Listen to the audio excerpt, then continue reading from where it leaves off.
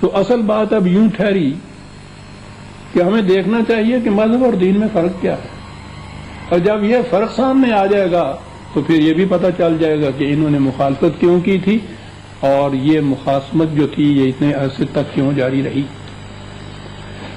مختصر الفاظ میں یہ سمجھیے کہ مذہب نام ہے خدا اور بندے کے درمیان ایک پرائیویٹ سے تعلق کا، جسے ہر شخص پوجا پاٹ، گیان، دھیان، بھکتی، پرستش، رسوم اور رواج اور ارکان ان کے ذریعے سے قائم کرتا ہے، اور وہ انفرادی اور ذہنی ہوتا ہے، یعنی وہ شخص ہی جانتا ہے کہ یہ قائم ہو گیا ہے یا نہیں ہو گیا، اس کا کوئی ثبوت نہیں ہوتا، وہ سمجھ لیتا ہے اور مطمئن ہو جاتا ہے، امور دنیا سے اس کو کوئی تعلق نہیں ہوتا۔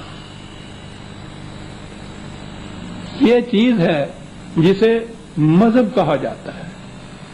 آج یہ سیکولرزم جو ہے، مذہب کی جو اجازت اس میں ملتی ہے وہ یہ مذہب ہوتا ہے۔ اب اس کے مقابلے میں دین ہے۔ مذہب کے متعلق میں نے عرض کیا ہے کہ یہ خدا اور بندے کے درمیان ایک تعلق کو قائم کرتا ہے جو انفرادی ہوتا ہے۔ کہنے دیجئے کہ دین انسان اور انسان کے مابین جو تعلق ہے اس کو نہایت حسن کارانہ انداز سے استوار کرتا ہے، جس سے یہ زندگی جنت بن جاتی ہے، اور یہ تعلق استوار ہوتا ہے ایک نظام کے تابع۔ اسی نظام کو اسلامی مملکت بھی کہتے ہیں۔ وہ زندگی کے ہر گوشے کو محیط ہوتی ہے، اس میں انفرادی اور اجتماعی کا بھی کوئی فرق نہیں ہوتا، اس میں وحی کے ذریعے سے جو اقدار، ویلیوز، اصول، غیر متبدل حدود یہ جو دی گئی ہیں انہیں نافذ کیا جاتا ہے اپنے اپنے زمانے کے تقاضے سے، امت کے باہمی مشورے سے۔ دین کے لیے اپنی آزاد مملکت کا ہونا ناگزیر لا ینفک ہے۔ اگر یہ نہیں ہے تو دین نہیں ہے، یہ پھر مذہب باقی رہ جاتا ہے۔ اس اسلامی مملکت میں یا اسلامی نظام کی خصوصیات کیا ہے، یہ میں آگے چل کے بیان کروں گا جب یہ سوال آئے گا کہ اسلامی مملکت کسے کہتے ہیں اور وہ کیوں قائم کی جاتی ہے، اس کے نتائج کیا ہوتے ہیں۔ میں یہاں صرف دو چار اصولی باتیں عرض کروں گا کہ سب سے پہلے یہ اس مملکت، اس کی بنیاد اس پہ ہے کہ کسی انسان کو حق حاصل نہیں کہ کسی دوسرے انسان پر حکومت کرے۔ حکومت کا حق صرف خدا کو ہے، اور اس کا عملی ذریعہ اس کی کتاب ہے۔ اس کی کتاب میں جو اصول و اقدار دیے گئے ہیں وہ حدود مقرر کرتی ہیں جن کے اندر رہتے ہوئے امت اپنے دور میں اپنے دور کے تقاضوں کے مطابق طریقے وضع کرتی ہے۔ دوسری خصوصیت اس میں یہ ہوتی ہے کہ تمام افراد کے رزق کی ذمہ داری مملکت کے سر ہوتی ہے، اس میں کوئی فرد رات کو بھوکا نہیں سوتا، اور یہ جو کچھ مملکت کی طرف سے ملتا ہے وہ خیرات نہیں ہوتی۔ خیرات کے متعلق تو نبی اکرم صلی اللہ علیہ وسلم نے فرمایا کہ خیرات سے انسان کا قلب مردہ ہو جاتا ہے۔ یہ وہ ایز آف رائٹ لیتے ہیں، اپنے حق کے طور پر لیتے ہیں، یا یوں کہیے کہ مملکت کی ذمہ داری ہوتی ہے، اور وہ اپنی ذمہ داری کو پورا کرتی ہے جب وہ افراد مملکت کی تمام ضروریات زندگی کو پورا کرتی ہے۔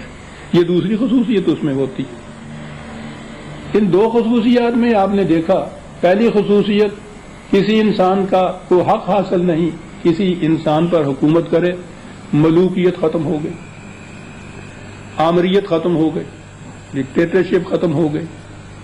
یہ چیز کہ امت باہمی مشاورت سے قرآن کے احکام و اصول کو نافذ کرنے کے طریقے وضع کرتی ہے، اسی کو قانون شریعت کہا جاتا ہے۔ مذہبی پیشوائیت ختم ہو گئی، درمیان میں آئی نہیں۔ یہ چیز کہ ہر فرد کو اس کی ضروریات زندگی مہیا کرنے کی ذمہ داری مملکت کے سر ہے، نظام سرمایہ داری ختم ہو گیا۔ تو اس کی بنیادی خصوصیت یہ ہے کہ وہ انسانوں کی حکومت، نظام سرمایہ داری، نظام پیشوائیت ان کو ختم کرتی ہے۔ یہ تھی وہ مملکت جو صدر اول میں قائم ہوئی محمد الرسول اللہ صلی اللہ علیہ وسلم والذین معہ کے مقدس ہاتھوں سے. اس کا نام دین تھا. قرآن نے اسے دین ہی کہا ہے. مجھے جلدی سے آگے بڑھنا چاہیے. کچھ عرصے کے بعد یہ نظام باقی نہ رہا اور ملوکیت پھر سے آ گئی. پہل اسی چیز نے کی. انسانوں نے قوت کے زور پر اقتدار پر قبضہ کر لیا. بہرحال امت مسلمان تھی. اسلام کا ان کے سینے میں درد تھا. اس کی ضرورت پیش آئی ان ملوکیت والوں کو کہ اسلام کو ساتھ رکھا جائے. انہوں نے ثنویت یا ڈوئلزم پیدا کی. امور مملکت اپنے ہاتھ میں رکھے اور یہ عقائد، نماز، روزہ، حج، زکوٰۃ جنہیں اب ارکان اسلام کہا جاتا ہے، یا پرسنل لاز، نکاح، طلاق، عدت وغیرہ کے مسائل، یہ چیزیں انہوں نے علماء کے سپرد کر دی. یہ ان کا مذہب ہوا. مذہب امور دنیا میں یا امور مملکت میں دخل نہیں دیتا تھا. مملکت ان کی سلطنت میں دخل نہیں دیتی تھی. دونوں اپنی اپنی جگہ اپنی اپنی مملکتوں کے حاکم سے یوں کہیے. یہ اسلام نہیں تھا، یہ دین نہیں تھا. ان کے ہاں مذہب تھا اور وہ خالص سیکولرزم تھی. یہی چیز چلی آ رہی تھی. 1300 سال یا 1000 سال تھے مسلمانوں کے اندر. اس کے خلاف اقبال نے سب سے پہلے ہمارے ہاں آواز اٹھائی. اس نے کہا کہ یہ جو کچھ انڈیا میں تو بہرحال انگریز کے دور میں وہی ملوکیت تھی انگریز کی اور وہی مذہب تھا جس کی انہوں نے اجازت دے رکھی ہوئی تھی. تو اقبال نے یہ بات کہی کہ یہ مذہب ہے جس کی اجازت جہاں دی گئی ہے. دین کے لیے اپنی الگ مملکت کا ہونا ناگزیر ہے اور اس کے لیے ابتداً ہمیں ایک ایسا خطہ زمین دینا چاہیے جہاں پہلے سے کوئی نظام اسلامی قائم نہ ہو تاکہ ہم اس میں نئے سرے سے پھر وہی صدر اول کا جو دین ہے اس کو قائم کر سکیں.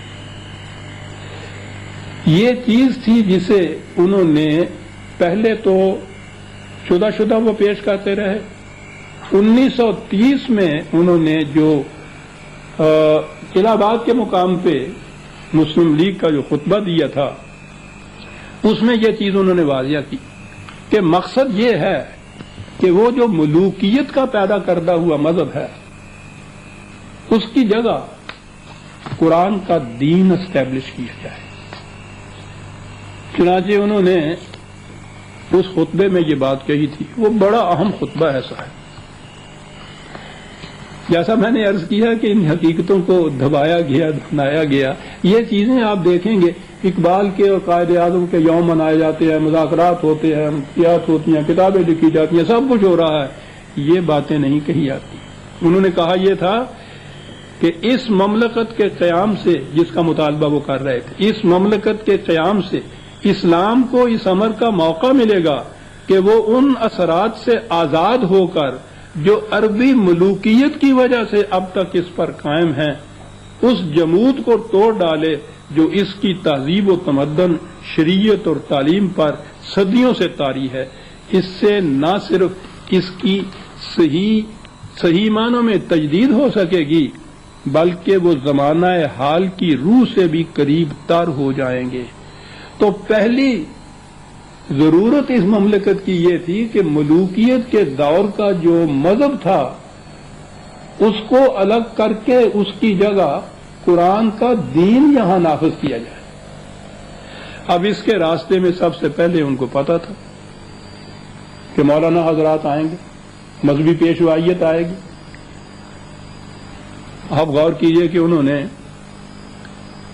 سن 33 میں لاہور میں کانفرنس جو ہوئی اس کی خطبہ صدارت میں انہوں نے یہ کہا تھا، خطاب کیا تھا امت کو، قوم کو، کہا تھا کہ تمہارے دین کی یہ بلند فطری ملاؤں اور فقیہوں کے فرسودہ اوہام میں جکڑی ہوئی ہے اور تمہیں اس قسم کی بے سروپا بات کر